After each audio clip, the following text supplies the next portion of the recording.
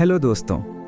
आज मैं आपसे कोई किताब का इतिहास नहीं, कोई रटा रटाया पाठ नहीं, बल्कि अपनी जिंदगी की सबसे बड़ी खोज की कहानी सुनाने जा रहा हूँ। मेरा नाम है दयाराम साहनी।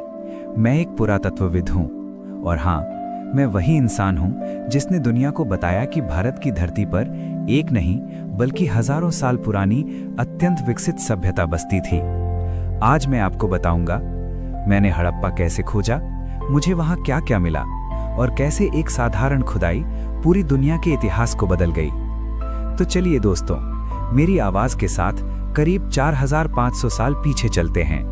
मेरी जिंदगी और समय। मैं उस समय का इंसान हूं जब भारत अंग्रेजों के शासन में था। साल था 1920 के आसपास। भारत की धरती पर इतिहास बिखरा पड़ा था, लेकिन उसे देखने वाली आंखें बहुत कम थीं। मैं भारतीय पुरातत्व सर्वेक्षण आर्कियोलॉजिकल सर्वे ऑफ इंडिया के लिए काम करता था। मेरा काम था धरती को ध्यान से सुनना, क्योंकि धरती कभी झूठ नहीं बोलती। एक साधारण खबर जिसने इतिहास बदल दिया। एक दिन मेरे पास खबर आई, रेलवे लाइन बिछाई जा रही है पंजाब के एक इलाके में। नाम था हड़प्पा। मजदूर बता रहे थे कि वहां से अजीब किस्म की पकी हुई ईंटें मिल रही हैं। दोस्तों, ईंटें भी बोलती हैं, बस सुनने वाला चाहिए। मैंने तुरंत तय किया, मुझे वहां जाना ही होगा। हड़प्पा की धरती पर पहला कदम। जब मैं हड़प्पा पहुंचा तो सामने सूखी जमीन थी, झाड़ियां थीं और कहीं कहीं टूटे फूटे टीले। लेकिन मेरे मन में एक अजीब सी हलचल थी। मैंने जैसे ही खुदाई शुरू करवाई, पहली ईंट निकली, फिर दूसरी, फिर तीसरी, और मैं चौंक गया।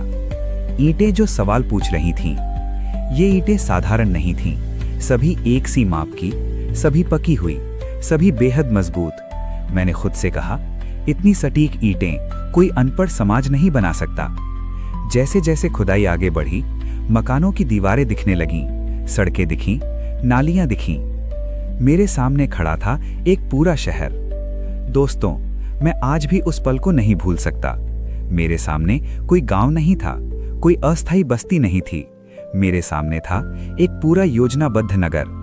सीधी सड़कें, सड़कें एक दूसरे को 90 डिग्री पर काटती हुई। हर घर में नहाने की जगह, हर घर से ढकी हुई नालियां।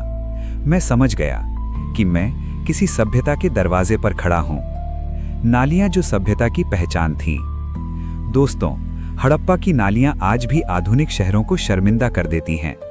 गंदा पानी बाहर, साफ सफाई की व्यवस्था, ढकी हुई नालियां, मरम्मत के लिए छेद। मैंने सोचा, जो समाज स्वच्छता जानता है वही सभ्य होता है।